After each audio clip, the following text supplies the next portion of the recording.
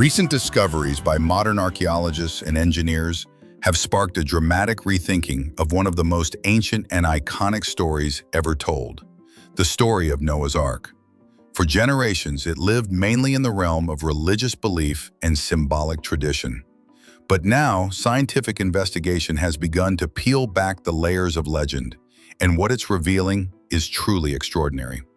Far from being a primitive wooden boat assembled by a handful of people in the ancient world, the Ark is starting to emerge as a masterpiece of ancient engineering, an astonishing feat of construction, design, and logistical problem-solving that seems almost too advanced for its time.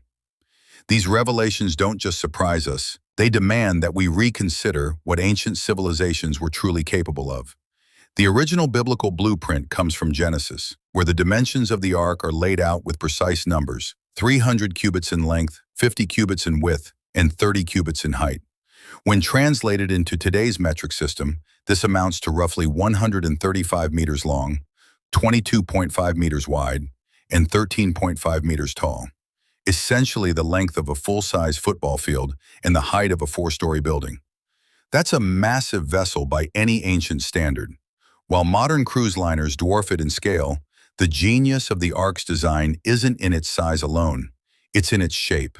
Naval architects today recognize the 6-to-1 ratio between length and width as nearly perfect for stability in stormy seas. It's the kind of proportion you'd expect from modern research labs, not from a hand-built structure thousands of years ago. So how was it possible? How could a man said to be 600 years old, with no access to modern technology, lead the construction of such a ship? According to ancient texts, Noah didn't have cranes, sawmills, or machinery.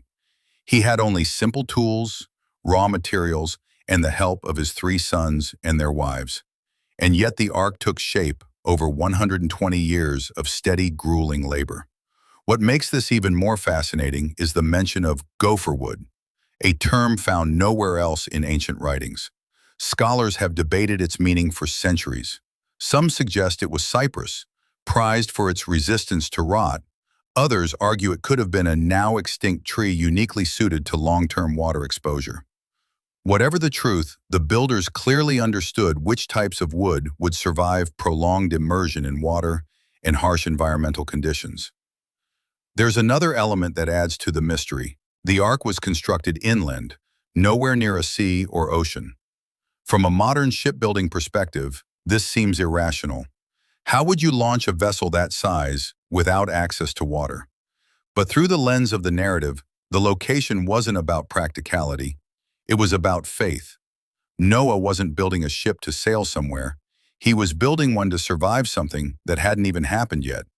That kind of commitment is staggering, and when paired with the engineering implications, it paints a picture of ancient determination and knowledge far beyond what we typically credit to early civilizations. In recent years, naval engineers have run simulations using advanced hydrodynamic software to test how the Ark's dimensions would perform in violent seas. The results were shocking. Not only would the vessel stay afloat, it would remain remarkably stable, even in towering waves. It wasn't designed to be fast or maneuverable. It didn't need to be. Its mission was survival. Its shape minimized the risk of capsizing. Its massive size allowed for enormous internal volume, and its proportions allowed for maximum structural integrity with minimal materials. The more closely researchers examine the concept, the more it starts to look like the product of intelligent, purposeful design. Of course, surviving a flood is one thing. Surviving it with thousands of animals on board is something else entirely. Imagine the challenges: limited space, constant noise, the need for food and water, and perhaps the most daunting of all, waste management. Estimates suggest the animals aboard the Ark could have produced multiple tons of waste every single day. How could a wooden ship built with ancient tools possibly deal with that kind of biological pressure? This is where things get even more intriguing.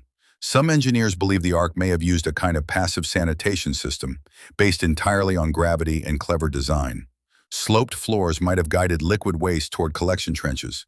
Solid waste could have been pushed into storage pits, or even composted in sections of the ship away from the animals and humans.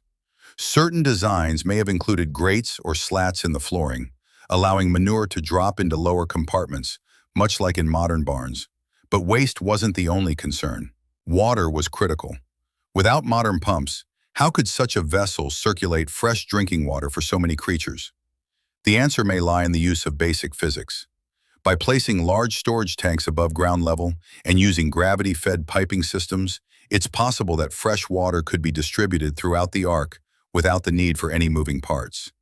Rainwater collection systems might have been integrated into the roof. Engineers speculate that slope surfaces, funneling channels, and natural filtration could all have played a role. These ideas are speculative, but they show that there are plausible, realistic ways the ark could have supported life over long periods, even using only technology available in the ancient world.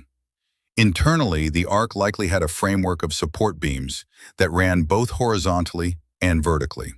This wasn't just to hold the structure together, it was to create sections and compartments. By dividing the space, builders could manage the animal, store food, and separate species. These partitions would also have reinforced the overall rigidity of the hull, making the entire vessel stronger and more durable in rough conditions. Every element of the internal design seems to suggest a level of planning and foresight far greater than what we typically imagine for the early Bronze Age. And while the ark's construction may have taken over a century, the knowledge it required had to be passed down or developed over time. Many now wonder, where did this knowledge come from? Was it divine instruction as the story claims? Or was it inherited engineering wisdom from earlier lost civilizations? Either way, the blueprint of the ark points toward a culture with an intimate understanding of material science, marine architecture, and survival strategy. Modern expeditions continue to search for physical traces of the ark, particularly in the remote mountains of eastern Turkey, where legends place its final resting place. While no conclusive evidence has yet been recovered, satellite imaging, sonar scans, and exploratory digs have uncovered odd formations buried beneath ice and stone, some of which bear a striking resemblance to a massive ship's outline. Though still hotly debated, these findings have reignited curiosity and pushed the boundaries of what we believe is possible. The story of Noah's Ark is no longer confined to Sunday school books and ancient scrolls. It's now a subject of real scientific scrutiny, of technological modeling, and academic fascination. Whether one views the story as literal history, metaphor, or something in between, the details being uncovered today suggest that whoever wrote it or lived it possessed knowledge and skills that continue to surprise us. This isn't just a tale about animals two by two. It's a story of vision, endurance, faith, and an engineering marvel that defies time. What we're discovering now may not just change the way we view an old story, it may change how we understand the past entirely. Just like the reinforced hulls of today's ocean liners, the ark's internal frame, likely built using a grid of heavy wooden beams, would have absorbed and distributed the immense pressures caused by crashing waves and sudden impacts. This design would have made the vessel far more than a simple floating box. It was a survival machine. The outside of the ark was most likely coated in a waterproofing agent, and the material mentioned in ancient texts was bitumen, a sticky, tar-like substance known since ancient times for its remarkable sealing abilities. When applied between the planks of wood and layered across external seams, bitumen would have provided the essential watertight barrier needed to keep the ark afloat through months of rising and relentless floodwaters. In essence, Noah wasn't just building a ship, he was engineering a floating fortress, capable of withstanding one of the most catastrophic environmental events in ancient lore. And here lies one of the most debated questions in the story of the ark. Could such a vessel truly have housed all the animals of the world? For centuries, critics scoffed at the idea, imagining millions of creatures, elephants, giraffes, lions, polar bears, pandas, all crammed shoulder to shoulder in some impossibly overcrowded wooden barn. But more recent studies, including those from creation researchers and even some neutral engineers, offer a very different and far more practical perspective. The biblical account doesn't speak of species in the modern biological sense. Instead, it refers to kinds, or min, in ancient Hebrew. This single linguistic detail changes everything. A kind is believed to represent a broader ancestral category, not every specific breed or subspecies we recognize today. For example, one canine kind could account for the entire genetic ancestry of wolves, dogs, jackals, and foxes. In the same way, a single feline kind could be the ancestor of both lions and domestic cats. When the animal list is compiled based on this concept of ancestral kinds, the numbers drop drastically. Rather than requiring space for over 1 million species, the Ark would need to accommodate approximately 1,000 unique terrestrial and flying animal kinds.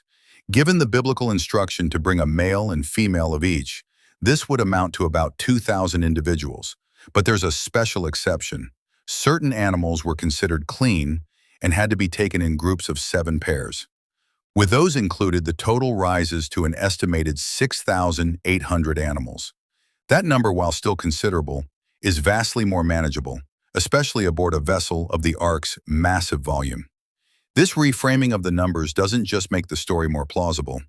It highlights a level of internal logic and consistency that often gets overlooked. And it wasn't just about numbers. It was also about organization. The biblical account describes the Ark as having 3 floors, a detail that aligns closely with modern cargo distribution strategies. The bottom deck would have housed the largest animals, where their weight would help stabilize the ship's center of gravity. The middle level was reserved for mid-sized animals, and the top level was designated for smaller creatures and birds. Each level likely had pens or enclosures suited to the size, needs, and behaviors of the animals it held.